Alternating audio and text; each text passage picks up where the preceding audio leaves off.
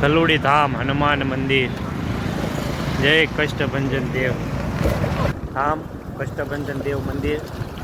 અમે એન્ટર થઈ ગયા છીએ દાદાના દર્શન કરવા માટે। જો મારા જસભાઈ, જસ ટાટા। શ્રી પંચદેવ સ્વામિનારાયણ કષ્ટભંજન દેવ હનુમાન મંદિર ગલુડી ધામ।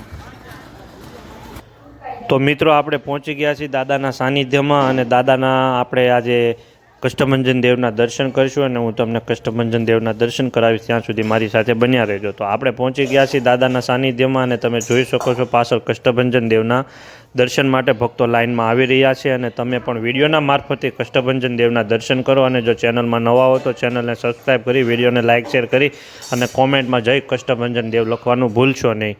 તો બોલીએ કષ્ટભંજન દેવ કી જય।